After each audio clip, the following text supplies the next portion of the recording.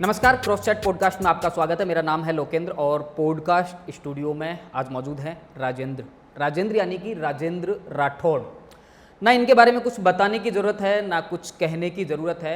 लोग तमाम तरह की बातें इनके बारे में कहते हैं, लेकिन सबसे अलग बात जो मैं इनके बारे में कहता हूँ कि Rajendra Rathore political school of Chandrashekhar Bhairu Singh Shekhawat Kalyan Singh Kalvi के सबसे होनहार और गोल्ड मेडलिस्ट स्टूडेंट हैं। जब इन तीनों महान नेताओं के थोड़े थोड़े एलिमेंट का एक कॉकटेल बना तो राजस्थान को राजेंद्र राठौड़ जैसा नेता मिला। बिना किसी भूमिका के आज राजेंद्र राठौड़ के साथ में हम गुफ्तगू करते हैं। राठौड़ साहब, आपका बहुत बहुत स्वागत है हमारे क्रॉस चैट पॉडकास्ट में।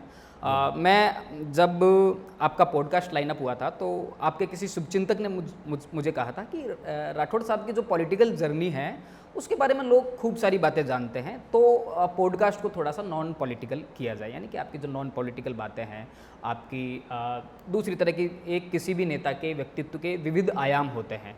तो लोगों की ऐसी इच्छा है, हमारी ऑडियंस की ऐसी इच्छा है कि आपके व्यक्तित्व के जो दूसरे आयाम हैं उन पर आज हम खुलकर बातचीत करें। मैं राजस्थान यूनिवर्सिटी से बात को शुरू करूंगा। आपके एक प्रोफेसर हुआ करते थे यूनिवर्सिटी में, मैं उनसे मिला था एक बार, तो उन्होंने बहुत ठीक बातें आपके बारे में नहीं बताई थी। उन्होंने कहा था कि राजेंद्र राठौड़ की वजह से मुझे अपने कई लेक्चर कैंसिल करने पड़े। वो क्लास लिया करते थे, आप अपने टोली के साथ में वहाँ जाते थे नेता बनकर, और वो जो पढ़ने वाले जो बच्चे होते थे उनको अपने साथ ला के बाहर आंदोलन करते थे। तो कितनी सच्चाई है इन सारी बातों में? ये तो बहुत ठीक बातें नहीं हैं। देखिए, मैंने मेरे जीवन में सोचा भी नहीं था कि मैं राजनीति में जाऊंगा। पिताजी प्रशासनिक पदों पर थे, पढ़ने लिखने वाला परिवार था। राजस्थान विश्वविद्यालय में ये सोच कर आए थे कि जुडिशियल सर्विस में जाकर अपने करियर को प्रारंभ करूंगा, पर उस समय की छात्र राजनीति ने कुछ ऐसी आकस्मिक घटनाएं हुई जिसने प्रेरित कर दिया कि छात्रों की राजनीति में मैं सक्रिय रहूं। मैं जब विद्यालय के दिनों के मेरे जीवन को याद करता हूं, महाविद्यालय के दिनों के जीवन को याद करता हूं, तो ये याद जरूर आता है कि स्कूल के अंदर चाहे खेल कूद की प्रतियोगिता हो या चाहे स्वतंत्र दिवस और गणतंत्र दिवस पर कोई कार्यक्रम हो, महाविद्यालय में चाहे किसी प्रकार की कोई एक्टिविटीज हो, उसके अंदर मैं कहीं न कहीं अपनी सहभागिता करता था। प्रारंभ से ही बेबाक था, और मैं समझता हूँ कि राजस्थान विश्वविद्यालय के अंदर मेरे समय के अंदर जब मैं छात्र संघ का अध्यक्ष था, कई आंदोलन हुए। हो सकता है जिस बात को आपने कहा होगा उसमें सत्यता होगी, क्योंकि जब छात्र संघों के आंदोलन होते थे तो हम सबसे पहले अपील करते थे छात्रों से कि आओ अपनी मांगों के साथ छात्र संघ के साथ खड़े रहो। पर मुझे एक वाकया याद भी आ रहा है। एक बार एक डिमांड चार्टर के साथ हमने विश्वविद्यालय के कुलपति के सचिवालय के सामने प्रदर्शन किया। उस समय मैं छात्र संघ का अध्यक्ष था। कांग्रेस के बड़े नेता रघु शर्मा उस समय महाराजा कॉलेज के अध्यक्ष थे। कांग्रेस के दूसरे बड़े नेता महेश जोशी उसमें सक्रिय राजनीति में हमारे साथ रहा करते थे। और उस समय जब हम प्रदर्शन कर रहे थे तो हमारा ज्ञापन लेने के लिए कुलपति जब नहीं आए तो हमने कुलपति के कार्यालय में घुसकर उन पर कब्जा कर लिया। हम 48 घंटे तक उस कुलपति कार्यालय में रहे। कुलपति जस्टिस वेदपाल त्यागी जी ने जब मुझे टेलीफोन करके कहा कि मैं दिल्ली से मैं हूँ और मैं आ रहा हूँ, मैं आऊँगा, तो तुम मेरे साथ किस प्रकार का बर्ताव करोगे? उस समय टेलीफोन मोबाइल नहीं हुआ करते थे। मैंने कहा जो एक गुरु से एक शिष्य उम्मीद करता है उसी तरह का बर्ताव करेंगे। मैंने सुना है, मुझे उन्होंने कहा कि तुम मेरी कुर्सी पर बैठे हो और रजिस्ट्रार की कुर्सी पर रघु शर्मा बैठे हैं, दूसरे लोग भी अलग अलग थे। मैंने कहा वो हमारा एक प्रोटेस्ट का तरीका है, आपकी कुर्सी का सम्मान है। और हम जब आए तो उनके हमने चरण छूकर उनसे वार्ताएं की। ऐसी बात नहीं कि उस समय टीचर और टॉट्स के संबंध नहीं थे, बहुत अच्छे संबंध थे। मुझे याद आता है उस समय जब छात्र संघों की गतिविधियां हुआ करती थी तो उनके साथ छात्रों का समूह हुआ करता था। हमने एक बार छात्र संघ ने कुछ हड़ताल की, हमारा जुलूस निकल रहा था। पूरे जुलूस के पीछे प्रो वाइस चांसलर प्रोफेसर दया कृष्णा हुआ करते थे। अच्छा। वो अकेले हमारे जुलूस के पीछे नारे लगाते हुए जा रहे थे। हम छात्र संघ की जिंदाबाद करते थे, छात्र एकता जिंदाबाद की बात कर रहे थे, वो छात्र संघ मुर्दाबाद की बात कर रहे क्या थे। बात कर रहे हैं? और उन्होंने ये कहा कि तुम्हारी मांगे बिल्कुल लचर है।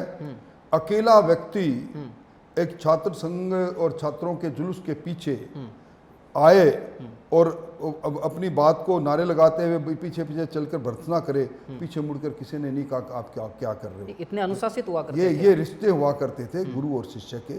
इसलिए मैं नहीं समझता कि कोई यदा कदा मैं उससे, मुझे याद भी नहीं आता। और छात्र का जीवन जिस तरह का होता है उसमें निश्चित तौर पर शरारत भी होती है, उदंडता भी होती है, एक कुछ कर गुजरने की तमन्ना भी होती है, बेबाक जिंदगी होती है। तो कुछ वाक्य ऐसा रहा होगा, आपको जो प्रोफेसर साहब मिले होंगे उन्होंने कोई बात कही होगी, क्योंकि वो प्रोफेसर है इसलिए मैं उनकी बात को। उन्होंने एक और बात बताई, एक और मुझे कमाल की बात बताई कि राजेंद्र राठौड़ की एक खासियत थी कि वो जब बतौर नेता कोई काम करते थे तो बहुत ज़्यादा आक्रामक होते थे, लेकिन जब बतौर स्टूडेंट वो पेश आते थे किसी भी प्रोफेसर के साथ में तो उतने ही ज़्यादा विनम्र हो जाते थे। तो ये बड़ा कॉन्ट्राडिक्ट मामला है कि आप विनम्रता और आक्रामकता दोनों कैरेक्टर एक साथ जीते थे। देखिए, हमेशा दिलो दिमाग में गुरु और शिष्य इनके संबंधों में की पवित्रता रही है जी।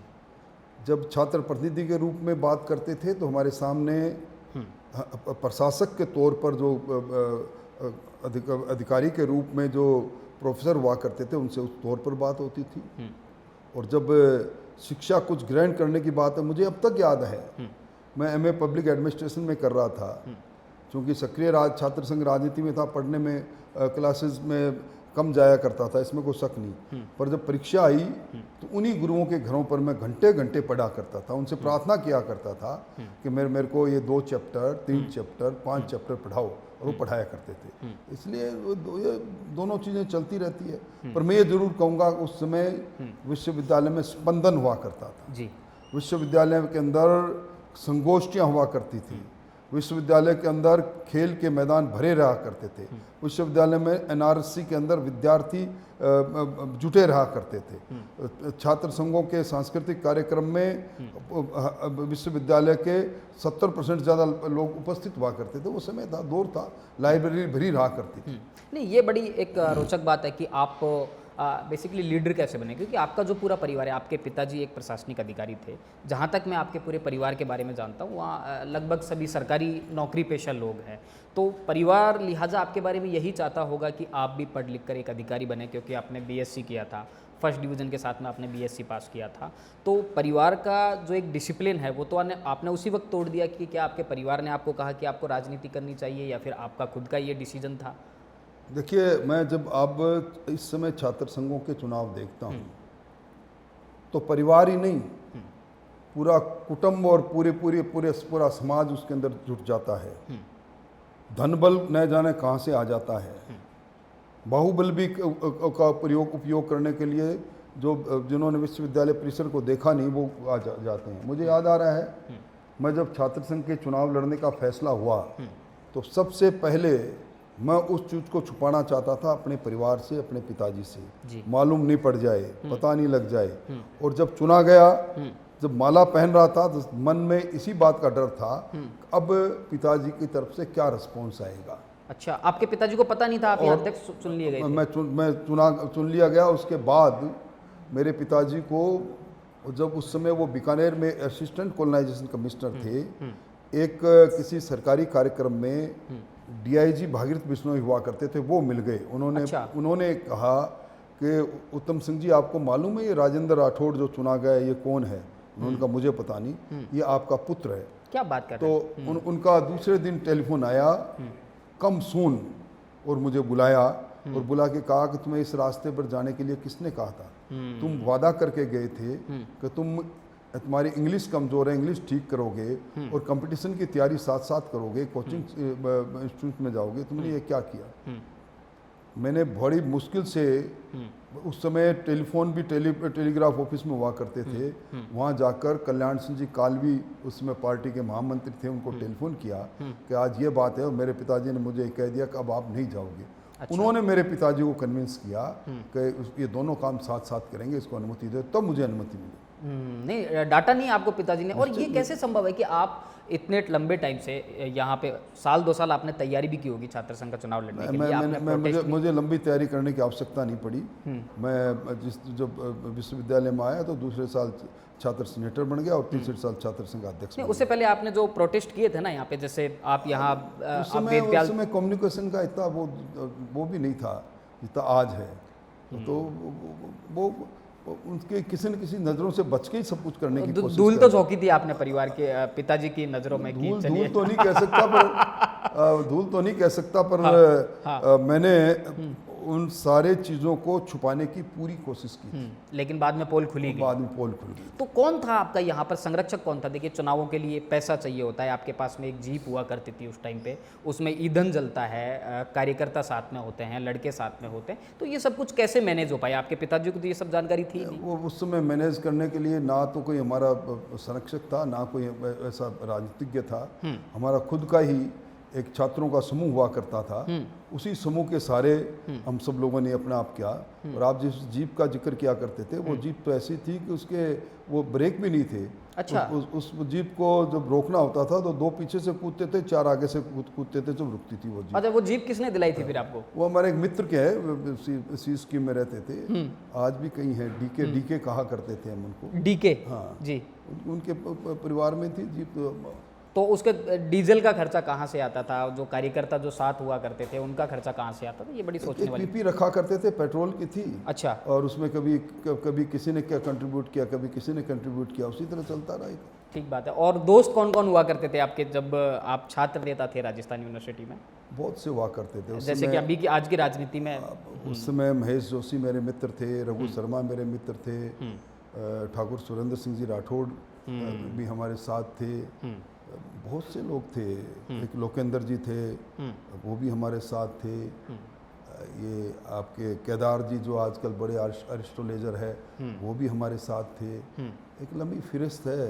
अब अचानक आपने एक ऐसा सवाल कर लिया जिसको याद करता हूँ तो दिलो दिमाग पर कई तरह की बातें निकल आती हैं। जैसे कि बताइए, कौन सी बातें आपके दिमाग के कैनवास पर उतर कर आती हैं? वो समय बेफिक्री का समय था। वो समय ऐसा था जब यूनिवर्सिटी के अंदर कोई मोटरसाइकिल और स्कूटर यदा कदा निकला करते थे, साइकिलों पर लोग आया करते थे। वो समय था जब पढ़ने वाले लोग लाइब्रेरी के अंदर घंटों पढ़ा करते थे और नहीं पढ़ने वाले लोग खेल के मैदान में अपने शरीर को बनाया करते थे। नेतागिरी के चक्कर में स्टडी तो आपकी भी कमजोर हुई थी। आप बीएससी में फर्स्ट डिवीजन से पास थे, तौर पर लॉ में आप सेकंड डिवीजन पर चले गए। निश्चित तौर पर आपने सही कहा। जब आदमी डिरील्ड होता है, मैं कह सकता हूँ कि मेरे करियर में विश्वविद्यालय में आने के बाद मैं डिरील्ड हो गया, मैं दूसरी तरफ चला गया। और उसके बाद छात्र संघ के अध्यक्ष बनने के बाद में परिवार के लोगों ने भी ये सोच लिया कि अब ये नौकरी लायक नहीं है। तो धीरे धीरे मेरे उस काम के में उनकी घोषित एक तरह से बिना मन की अनुमति थी। फिर चंद्रशेखर जी ने मेरे छात्र संघ का उद्घाटन किया उनके साथ। मैं इस किस्से को जानना चाहता हूँ कि मैं अभी थोड़े दिन पहले आरिफ मोहम्मद खान, महामहिम आरिफ मोहम्मद खान को सुन रहा था।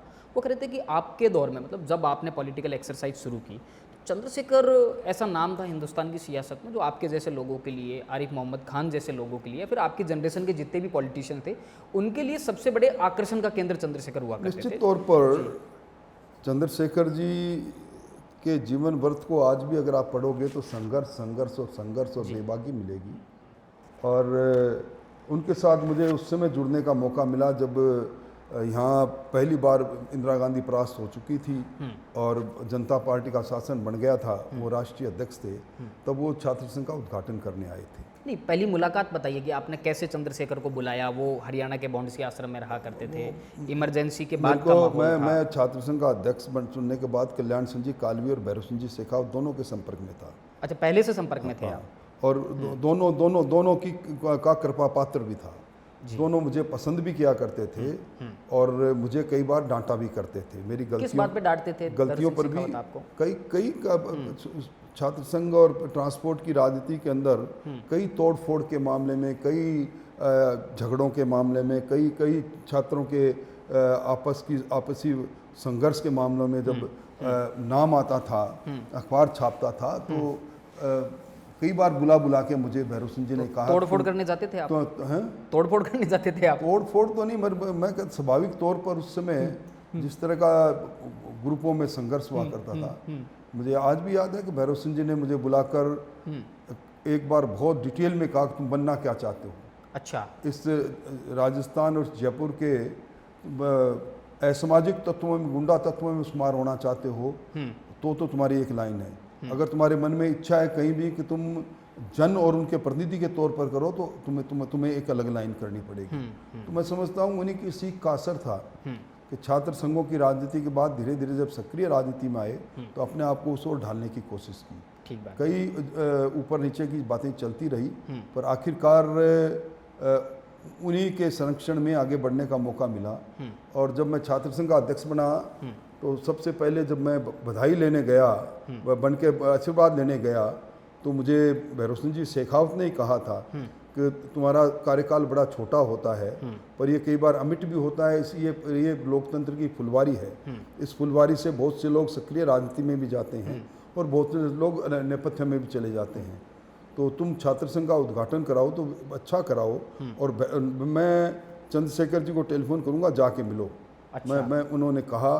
फिर कालीव साहब से भी मैं उन्हीं दिनों दिल्ली में थे, मैं भैरव सिंह जी का टेलीफोन, और कालीव साहब मुझे लेकर गए। बौंसी आश्रम हरियाणा? नहीं, मैं उनको 7 जंतर मंतर में मिला जब जनता पार्टी का कार्यालय था। तो उनको उन्होंने हाँ भरी। फिर वो यहाँ आए। पहली मुलाकात के बारे में थोड़ा सा बताइए कि जब आप चंद्रशेखर जी से मिले, कैसा व्यक्तित्व उनका आपको लगा, किस तरह से आप उनसे प्रभावित हुए, कुछ ऐसी बातें बताइए चंद्रशेखर जी। मैंने उनको, जब मैं उनसे मिलने गया तो वो उस समय सुबोध कांत साय से कोई बात कर रहे थे। हाँ। खड़े खड़े बात कर रहे थे, और उनकी बातचीत की शैली से मुझे लगा कि बातचीत जो कर रहे हैं वो मन से कर रहे हैं, वास्तविकता से कर रहे हैं, और उसमें जिससे वो डिसएग्री कर रहे थे उसको सख्ती से कह रहे थे नहीं इस बात को ऐसा नहीं। तो मुझे लगा कि बिल्कुल स्ट्रेट फॉरवर्ड आदमी है। ऐसे व्यक्ति जिनके मूल विचार और विचारों के आधार पर जो हिंदुस्तान को बनाना चाहते हैं वो सारी पीड़ाएं उनमें है। उनकी सादगी को देखकर मैं दंग था। उनके पैर में चप्पल थी, वही उनका धोती और कुर्ता, और उसे मैं सर्दियों के से दिन थे तो वही शॉल कंधे पर लादा हुआ था। तो मेरी पहली नज़र मुझे लगा कि ऐसे लोगों के हाथ में हिंदुस्तान सुरक्षित रहेगा। और यही क्योंकि वो उस समय बाबू जयप्रकाश नारायण की समग्र क्रांति और उस बाबू जयप्रकाश नारायण के साथ उनका संबंध, और सत्ता में रहते हुए कांग्रेस को ललकारना, उनका कांग्रेस की सिंडिकेट में रहते हुए कांग्रेस को छोड़ना, इन सारी चीज़ों ने मुझे, उनके विद्रोही स्वभाव ने मुझे बहुत प्रभावित किया। लीक से हटकर और तूफान के सामने अड़िग होकर आगे चलना, उसका सामना करना, ये इस आदत ने मुझे लगा कि यही वो आदर्श व्यक्ति है जिसको तेरे को आदर्श मानना चाहिए। ठीक बात है। और उसके बाद में चंद्रशेखर आपके छात्र संघ कार्यालय के उद्घाटन में आते हैं। मुझे एक जोरदार बात मालूम चली, मुझे नहीं पता ये सच है या गलत है, आप ही इसको कंफर्म कर सकते हैं। आपका जो छात्र संघ का जो चुनाव था वो इमरजेंसी के बाद में पहला छात्र संघ का चुनाव था? नहीं, मेरे इमरजेंसी एक जो चुनाव हुआ था उसके रिजल्ट डिक्लेयर नहीं हुए। मेरे पहला नहीं था, शायद दूसरा है तीसरा चुनाव। दूसरा चुनाव था। जो उससे पहले जो चुनाव हुए थे जिसमें अजय सिंह चित्तौड़ा चुनाव लड़े थे, जो रिटायर्ड IAS हैं, उनका जो चुनाव था उसके रिजल्ट डिक्लेयर नहीं हुए थे, और उसके बाद में पहले छात्र संघ अध्यक्ष आप ही बने थे इमरजेंसी के बाद में। ये वो दौर था जब इंदिरा गांधी पूरी तरह से परास्त हो गई थी, और इंदिरा गांधी जैसे तैसे अपनी जमीन तलाशने के लिए वो इस तरह के प्रोग्राम में जाया करती थी। जैसे बिहार में एक जो नरसंहार हुआ था वहाँ पर वो गई, उत्तर प्रदेश में ऐसी कुछ उन्होंने मीटिंग्स की, राजस्थान में वो ज़मीन तलाश रही थी, और इंदिरा गांधी के ऑफिस से शायद आपको फ़ोन आया कि वो आपके छात्र संघ कार्यालय के उद्घाटन में आना चाहती हैं। इस बात में कितनी सच्चाई है? इंदिरा गांधी जी के ऑफिस से मेरे पास टेलीफोन नहीं आया जी, पर उस समय जनार्दन सिंह गहलोत और दिनेश जोशी सक्रिय हुआ करते थे। रघु शर्मा जी का उनसे जानकारी, थोड़ी बहुत अच्छी जानकारी थी, तो दोनों बात चली कि उनको क्यों नहीं बुलाया जाए।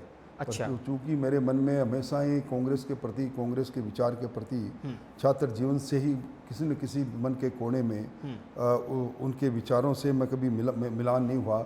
मुझे उनके कांग्रेस के रीति नीति दोनों अच्छी नहीं लगी, इसलिए मैंने उसमें स्ट्रेट फॉरवर्ड मना किया। पर मुझे याद है कि जब हम चंद्रशेखर जी को इनवाइट करने गए थे तब रघु शर्मा भी मेरे साथ थे। ठीक, इंदिरा गांधी से कभी मुलाकात हुई आपकी मेरी मुलाकात जीवन में? कभी मुलाकात नहीं हुई। मेरी मुलाकात जो चंद्रशेखर जी की आपकी जो फोटो है छात्र संघ कार्यालय के उद्घाटन की, वो फोटो मैंने देखी है, और उस वक्त आपकी जो पर्सनैलिटी हुआ करती थी, मतलब कमाल की पर्सनैलिटी थी। आप जब अपनी पुरानी फ़ोटो देखते होंगे तो ऐसा नहीं लगता कि खुद से एक जो मोहब्बत सी हो जाती है। तो आपकी जो पर्सनैलिटी थी, मतलब कमाल की पर्सनैलिटी, आपकी हाइट, शानदार चश्मा लगाते थे आप, उस ज़माने में ब्लेज़र पहनते थे। ये जो लाइफ स्टाइल है आपकी शुरू से, इसके बारे में थोड़ा बताइए कि ये जो लाइफ स्टाइल, ये जो अदा, ये जो तरीका, ये कहाँ से डेवलप हुआ आपका? ना अदा थी ना तरीका था, पर अलग अलग आदतों से आदमी गुजरता है। प्रारंभ से ही, बचपन से ही अपने बालों को संवारने से लेकर अपने कपड़े की इस्त्री, चाहे वो तकिए के नीचे रखकर उस पर बनाए जाए, उस तरह की आदत से निकला हुआ था। एक अधिकारी के परिवार से था, और उस समय एसडीएम, तहसीलदार इनकी बहुत बड़ी हुआ करती थी, इसलिए प्रारंभ से ही वो बात थी। पर मैं नहीं समझता कि कोई इस प्रकार की मेरी पर्सनालिटी रही होगी। पर हाँ, जब कभी कहीं निकलना तो उस समय भी आदत थी बंद संवर के निकलने की। अभी भी खंडर बता रहे हैं, इमारत बुलंद, इमारत की बुनियाद बड़ी मजबूत है। तो आप तो यूनिवर्सिटी में क्रश रहा करते होंगे लड़कियों के, जिस तरह की पर्सनैलिटी थी आपकी। नहीं, क्रश नहीं, पर ये बात सही है कि मुझे Annie Besant hostel, Kasturba hostel, in hostel में जब कंपेनिंग के लिए हम जाते थे तो मुझे समर्थन ठीक मिलता था। क्रश व्रश नहीं, कुछ नहीं था, पर ठीक था। वोट मिले आपको गर्ल्स हॉस्टल से? मुझे वोट मिलते थे। अच्छा, ये बताइए, भैरू सिंह शेखावत के संपर्क में आप कब आए, कैसे उनसे पहली मैं मुलाकात? छात्र संघ के अध्यक्ष के चुनाव के बाद उनके संपर्क में था। और अगर मुझे कोई कहे कि आपको एक अच्छे पार्लियामेंट्री बनाने में किसकी सबसे बड़ी सहयोग और योगदान है, तो मैं एक ही नाम लूँगा, भैरू सिंह शेखावत। आप उनकी अखबारों की कतरने उनकी कतरने मैंने काटी भी है, और उस आदत को अपने जीवन में अपनाया भी है। आज भी आप अगर अब जाओगे, मेरी लाइब्रेरी देखोगे, तो मेरी लाइब्रेरी के अंदर वो आज से 20 साल पुराने अखबार की कतरन भी कोई किसी घटना की जरूर मिलेगी। और उन्होंने कहा था कि अलग अलग जो कमीशन बनते हैं, अलग अलग जो कमीशंस की रिपोर्ट आती है, अलग अलग चीज़ों के लिए जो स्टडीज होती हैं, उनको पढ़ा करो। तो एक उनकी आदत थी। मैंने भैरू सिंह जी को कभी खाली बैठे नहीं देखा, उनको हमेशा पढ़ते देखा। और एक कॉमन सेंस, सबसे बड़ा उनके पास सेंस था।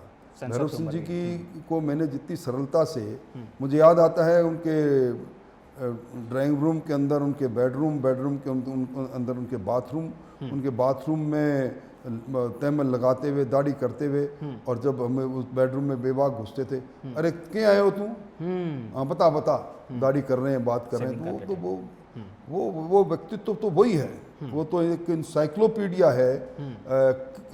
एक तरह से भैरू सिंह जी के जीवन के बारे में जिस किसी नए नेता को ने सीखा होगा उनकी शैली को, वो कभी फेल नहीं हो सकता।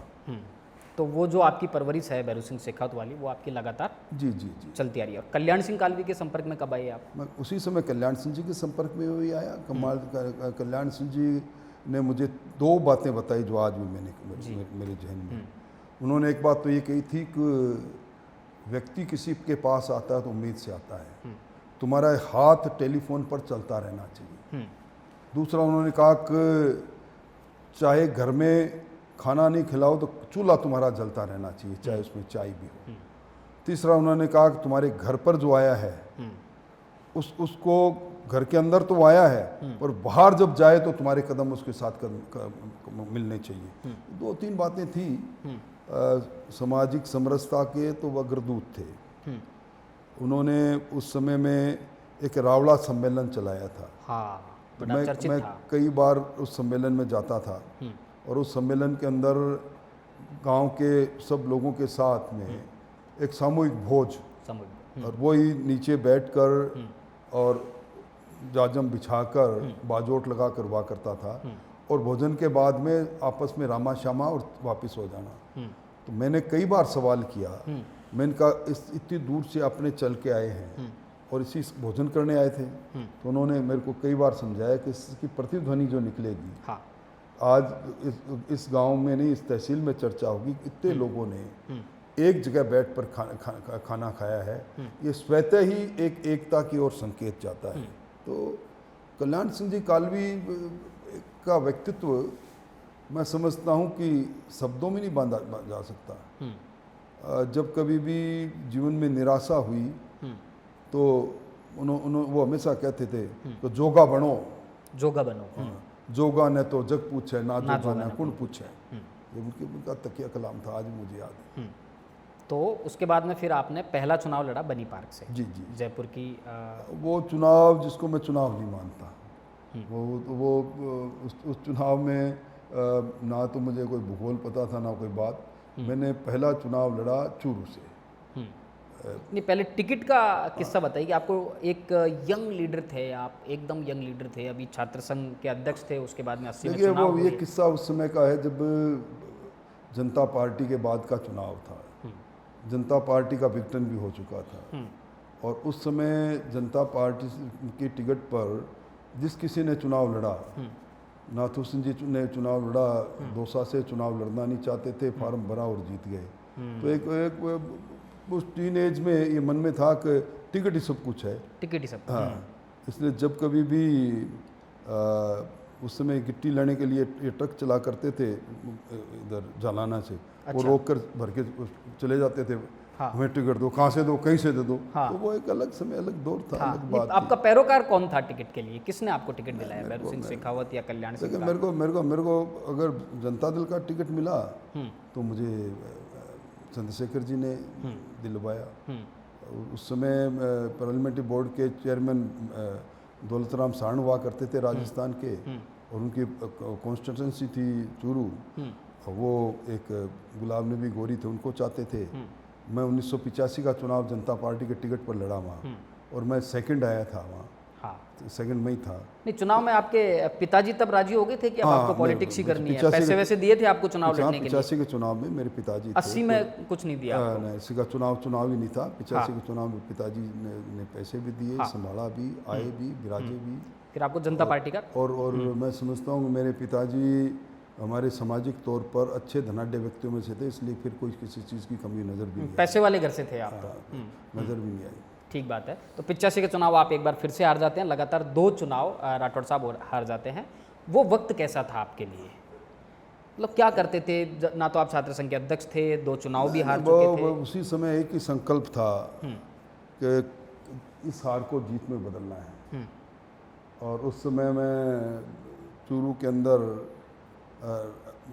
एक धर्मशाला है, राम मंदिर, वहाँ उसमें कमरा नंबर 10 में रहा करता था। अच्छा। और रोज़ सुबह उठकर जो भी लोग व्यक्ति आते थे कि इस गांव का कुआं बंद है, इस गांव का गांव में बिजली नहीं आ रही, इस गांव में ये नहीं आ रही, उन्हें एक हजूम के साथ अधिकारियों के टेबल दर टेबल पर जाता रहता था, संघर्ष करता रहता था। उसी का परिणाम रहा कि 90 में जब दोबारा चुनाव हुए तो राजस्थान में जो वोटिंग पोलिंग परसेंटेज से सर्वाधिक वोट मिले थे हरदेव जोशी को, सेकंड मुझे मिले थे। फिर अच्छा, सबसे बड़ी पोलिंग आपके वहाँ हुई? सब जो जितने वोट पोल हुए उसमें परसेंटेज के हिसाब से सब सर्वाधिक मत हासिल करते जोशी साहब ने, और सेकंड मुझे मिले थे। किन मुद्दों पे लड़ा था आपने पहला चुनाव? क्या जनता से वादा किया था? कांग्रेस के कुशासन के विरुद्ध में, मेरे विरुद्ध में उपमंत्री थी अमिता बेगम, उनके परिवार ने जिस तरह का भ्रष्टाचार का तांडव किया था, वही सारे इशू। उससे पहले एक और बड़ा मामला होता है, दिवराला सत्य प्रकरण 1987 में। वो उसके बाद का मामला है, उससे पहले का मामला है। 1987 का मामला। दिवराला के अंदर सबसे पहले जो एट्रोसिटी हुई थी वहाँ सती होने के बाद में, तो लोगों को गिरफ्तार किया था, उन्हीं के खिलाफ संघर्ष था। आपका नाम था FIR में? हाँ, मेरा नाम था। और उस संघर्ष को करते करते उसको सती ग्लोरिफिकेशन की तरफ मामला मुड़ा कुछ, और उसके बाद मुकदमे भी दर्ज हुए। पर मैं मानता हूँ कि आज भी सती का ग्लोरिफिकेशन अब इस युग में उचित नहीं था। और उस वक्त जो गांव के एट्रोसिटी के संघर्ष को चलते चलते और मुड़ के ग्लोरिफिकेशन की तरफ मुड़ गया, अन्याय से मुड़ गया, वो एक लंबी कहानी है। उसका आप उस पूरे मामले में आपका पक्ष किस तरफ था? सत्य की तरफ आपका? हम एक धर्म रक्षा समिति बनी थी, जी। हम उस धर्म रक्षा समिति के साथ थे। हम ये कह रहे थे कि आप जिस तरह का काम कर रहे हैं, आपने पूरे गांव को बंद कर दिया, आप उनके परिवार को बंद कर दिया, इनकी रक्षा करना हमारा काम है। इस तरह की बातें थी। ठीक बात है। फिर उसके बाद में 90 में आप विधायक बन जाते हैं। तभी चूरू की सियासत में एक और धमाकेदार एंट्री होती है आपके सहयोग से, राम सिंह कसवा जी। और भैरू सिंह शेखावत आपको बुलाते हैं, ये कहकर भेजते हैं कि राम सिंह कसवा को चूरू से लोकसभा का चुनाव जिताना है। कितनी सच्चाई है इस बात में? 100% सच्चाई है जी। मोहर सिंह जी राठौड़ हमारे ही परिवार के सांसद बने थे, उनका देवासन हो गया, उपचुनाव हुआ, उपचुनाव में राम सिंह जी कसवा को भारतीय जनता पार्टी ने टिकट दी। मुझसे लोग उम्मीद नहीं कर रहे थे कि मैं उनका इतना खुल के साथ दूंगा जी। क्योंकि मेरे खुद के परिवार के लोग मोहर सिंह जी हमारे परिवार से थे, पर मैंने खुल के साथ दिया। 167 वोटों से वो जीते। उनकी उस जीत के पीछे भी कई कहानियाँ छुपी है। वो कहानियाँ बताइए आप। पर ये पूरे ज़िले ने माना कि अगर उस चुनाव के अंदर मेरा रोल नहीं होता तो शायद चुनाव का परिणाम दूसरा होता। यकीनन। अब इस बात पर कभी पछतावा होता है कि 1991 में आपने राम सिंह कसवा का जितना? कभी नहीं जी। कभी पछतावा। 1991 में क्यों? जब 1998 के अंदर बलराम जाखड़ चुनाव लड़ रहे थे, तब सबसे अग्रिम दस्ते में तो हम लोग ही थे। पार्टी ने जो किया वो किया मैंने। आप तो भैरू सिंह शेखावत के आदेश का पालन कर रहे थे। मैं पार्टी के नेताओं के आदेश पर निश्चित तौर पर चला, आगे भी जीवन पर्यंत यही कामना है कि जिस विचार के साथ चला हूँ उसी विचार के साथ जीवन के अंतिम क्षण तक डटा रहूँ। मैंने पार्टी को वास्तव में कभी माँ के रूप में सम्मान दिया। मुझे इसका कोई दर्द नहीं कि जिस परिवार के साथ मैं इतने वर्ष तक चला उसी परिवार के ने मेरा विरोध किया, क्योंकि जिस प्रकार की हालात बनी, राजनीति में हालात बदलते बिगड़ते रहते हैं। मुझे इस चीज़ का जरूर दर्द है कि राम सिंह जी और हमने मिलकर इस पार्टी को खड़ा किया जिले में, और राम सिंह जी को 4 बार सांसद का चुनाव जीते, वहाँ से 2 बार एमएलए लड़े। उनकी धर्मपत्नी एमएलए बनी, जिला प्रमुख बनी, प्रधान बनी, हर में हमारा सहयोग रहा। इस बार उस कारणों पर की विवेचना करूं तो ज़्यादा ठीक नहीं, पर कुछ ना कुछ ऐसी गलतियां हुई जिससे राहुल कसवा की टिकट नहीं मिली, और उस एक टिकट ने ही उनको उस पार्टी को, जिस पार्टी के लिए वो कहा करते थे कि ये तो राहुल बच्चे की पार्टी है, पप्पू की पार्टी है, वो पार्टी को उन्होंने स्वीकार कर लिया और जातीय गोलबंद करने का तांडव कर दिया। मैंने मेरी पूरी ज़िंदगी जाट राजपूत एकता पर बिताई, और उस एकता को खंडित करके और ऐसा जहरीला बीज बोने की कोशिश की जिसका परिणाम कई वर्षों तक आएगा। राठौड़ साहब, मुझे एक बात अभी तक समझ में नहीं आई है कि आपके ऊपर जातिवाद का आरोप लगाया गया इस चुनाव में, खुलेआम घोषणा हुई, जबकि मैं ये सोचता हूँ कि आपके ऊपर जातिवाद का आरोप तो बिल्कुल बेबुनियाद है। बेसिकली आपके ऊपर, आपने लगातार चुनाव लड़े मुस्लिम समाज के प्रत्याशी के खिलाफ, आपके ऊपर कभी सांप्रदायिकता का आरोप नहीं लगा। इसका राज क्या है? अगर मेरे में जातिवाद होता तो ये आप मान के चलें कि चूरू विधानसभा का चप्पा चप्पा मैंने पाँव से नापा हुआ है।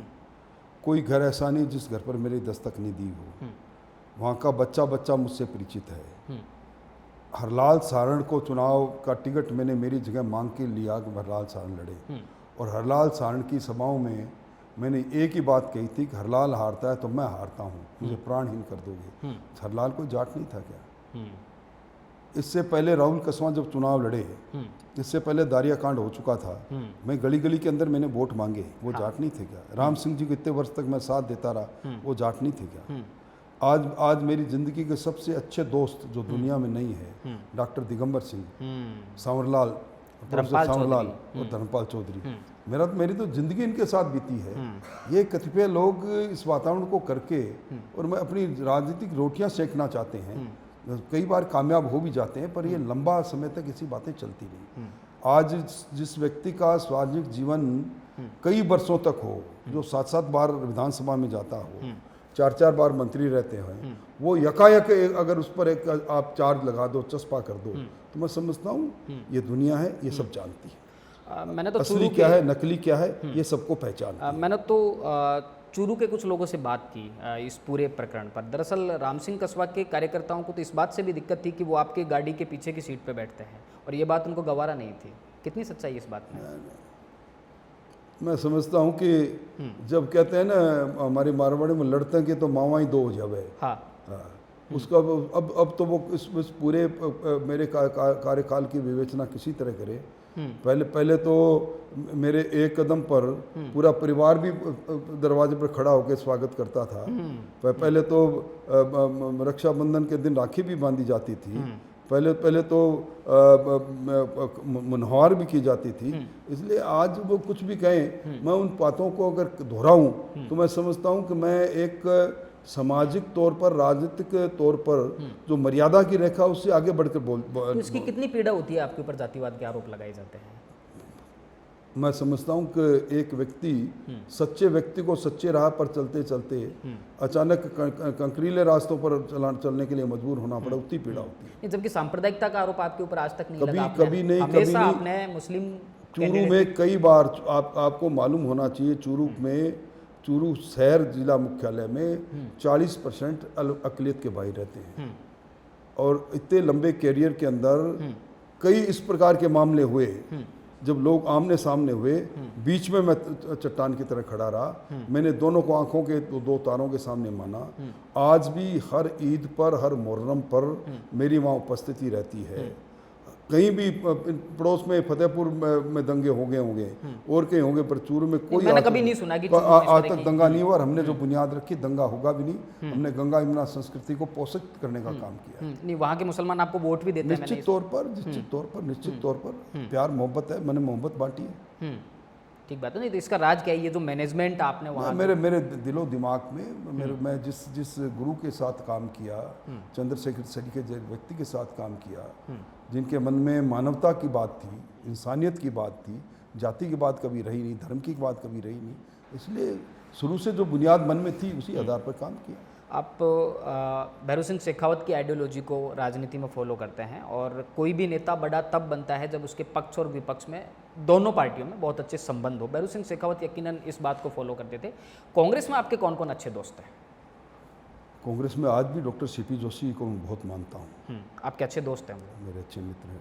और कौन अच्छे दोस्त हैं आपके कांग्रेस में? अभी रघु शर्मा के साथ भी मेरी मित्रता बहुत रही, पर कई बार वो दाएं बाएं चल जाते हैं। अच्छा। अब महेश जोशी पर हाँ, महेश जोशी अभी जो उनकी पत्नी का निधन हुआ, मैं उनके को उस आरोप की चर्चा नहीं करना चाहता। नहीं, कोई बात नहीं, आप बतौर मित्र वहाँ पहुँचे और पर मेरी मित्रता रही है। एक लंबी फिरस्त है। मैं समझता हूँ कि कांग्रेस के लोगों से बात करोगे तो वो खुद ही बता देंगे कि मेरे नहीं। आप बार बार मित्रता का जिक्र करते हैं, और आपकी मित्रता के जो किस्से हैं, मित्रता के किस्सों के जो इश्तिहार हैं, वो सियासत में खूब जगह चस्पा हैं। अशोक गहलोत एक बार आपके ऊपर आरोप लगा रहे थे कि आप दोस्तों के साथ रात को पार्टी करते हो, तेज़ आवाज़ में म्यूजिक बजाते हो। देखिए, अशोक गहलोत जी अगर ये कहते हैं कि मैं दोस्तों के साथ पार्टी करता हूँ तो भेजा बात क्या है? क्या दोस्तों के साथ पार्टी करना किसी राजनीति में प्रतिबंध लगा रखा है? क्या हम कोई सड़क पर पार्टी कर रहे हैं? क्या मर्यादा से आगे जा रहे हैं?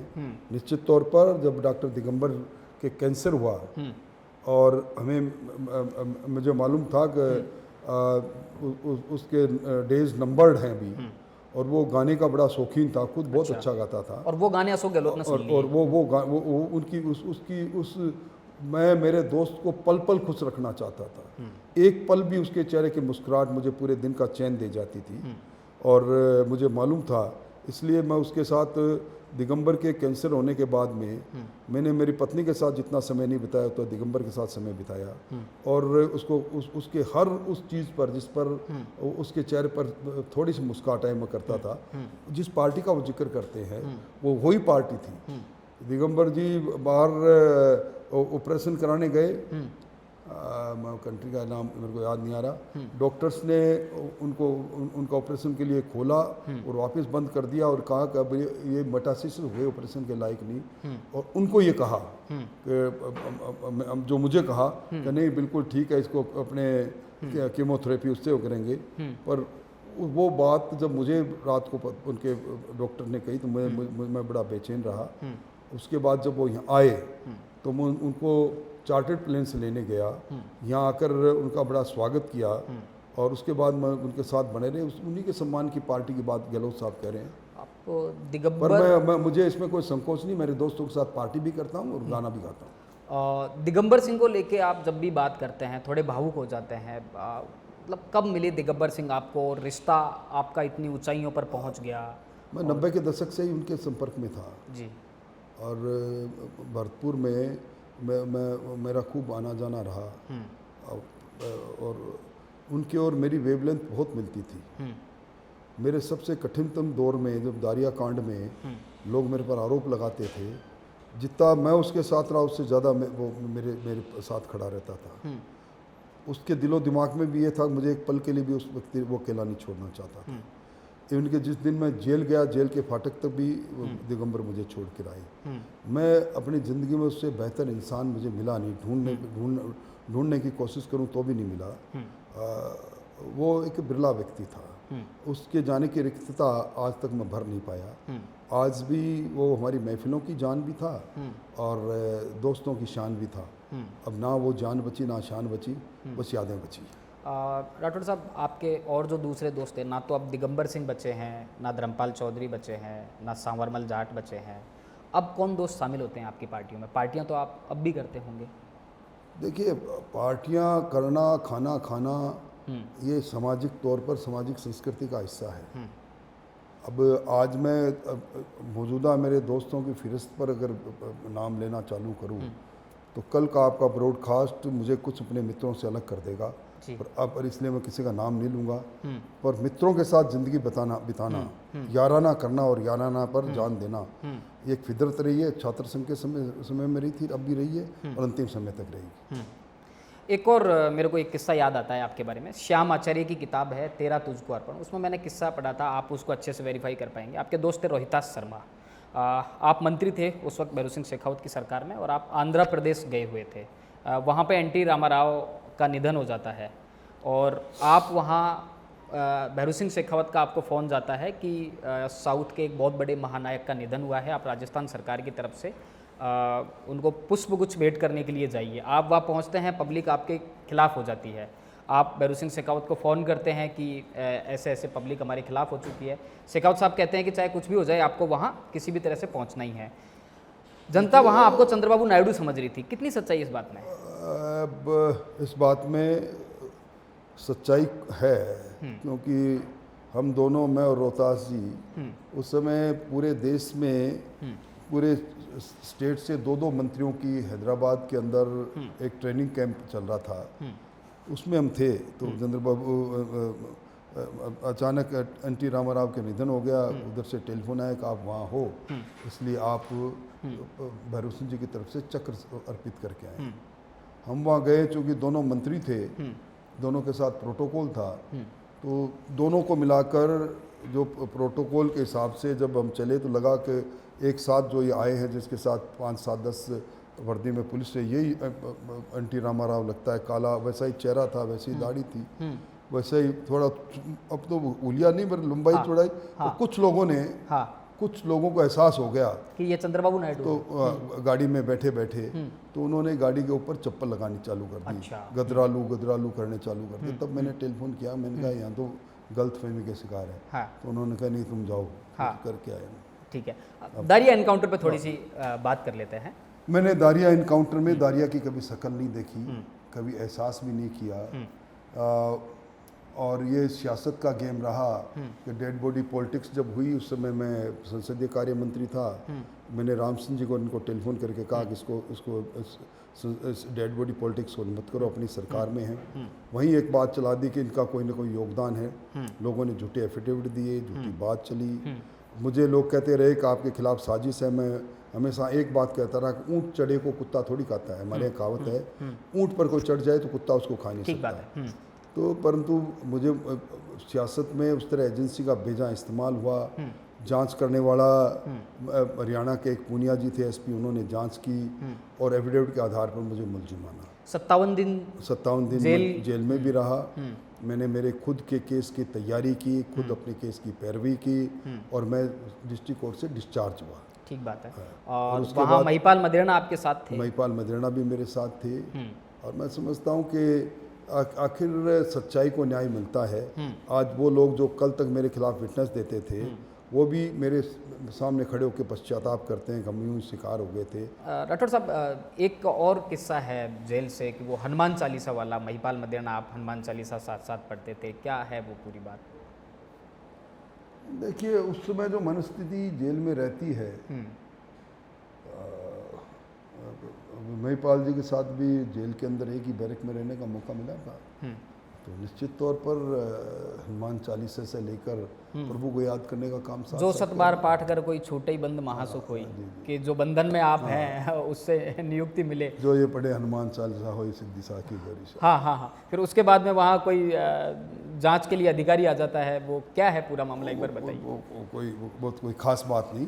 हाँ, वो वहीं उसी प्रकार की जेल के अंदर भी थोड़ी छोटी मोटी एट्रोसिटी होती रहती है, और मैं समझता हूँ कि जांच के नाम पर उस धार्मिक पुस्तकों को इधर उधर रखा गया, इधर उधर फेंका गया, तो उस पर मैंने और महिपाल जी ने एजिटेट किया कि कोई ऐसा कोई लंबी बात नहीं। थोड़ा जल्दी में है आप, पॉडकास्ट को थोड़ा सा शॉर्ट कर देते हैं।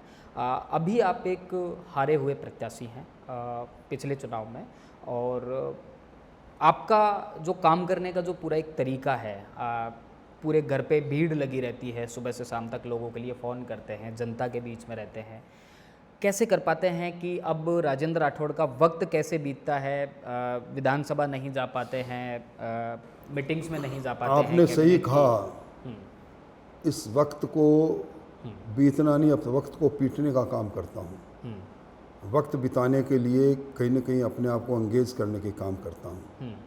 हर महीने के अंदर 2 अलग अलग विषय पर लिखने की कोशिश करता हूँ, और अभी भी जो आते हैं उनको नर में नारायण मानते हुए उनकी बात को पूरी करने की कोशिश करता हूँ।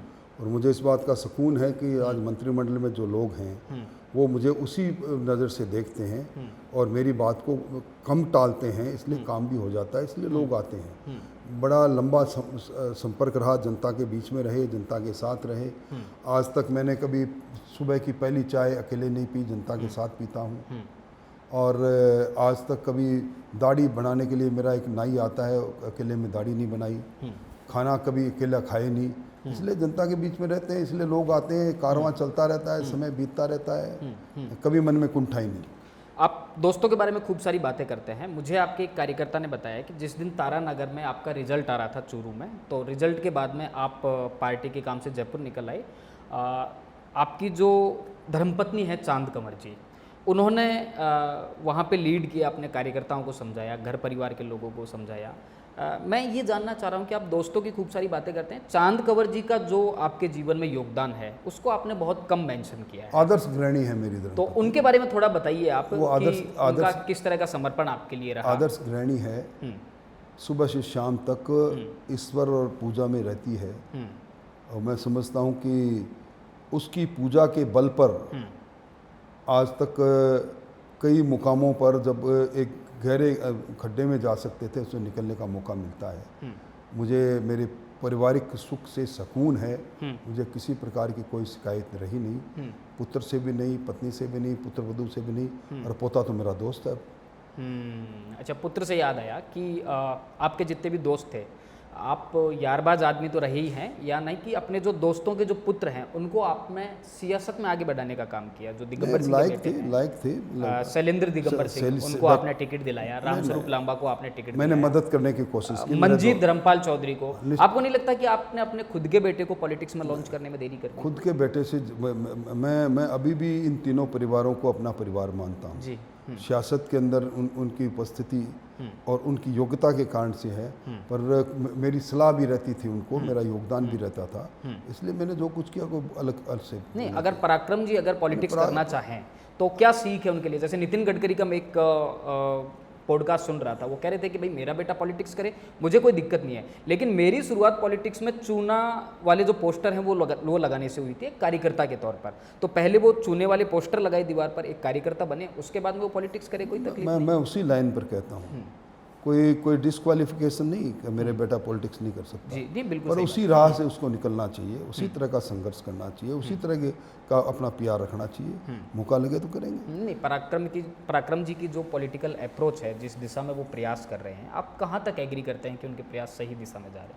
नहीं वो ठीक है, वो अपना काम कर रहा है, पर उसको अभी भी बहुत ग्रूम होने की आवश्यकता है, बहुत सी चीज़ों को करने की आवश्यकता है, बहुत समझने की आवश्यकता तो राजेंद्र राठौड़ थे आज के पॉडकास्ट में, और राठौड़ साहब थोड़े से व्यस्ततम समय में से हमारे लिए समय निकाला है, समय का थोड़ा सा अभाव था, और इस कम समय में हमने उनके व्यक्तित्व के जितने विविध आयामों पर चर्चा की उसको आप सुनिए और हमें बताइए कि आपको ये पॉडकास्ट कैसा लगा।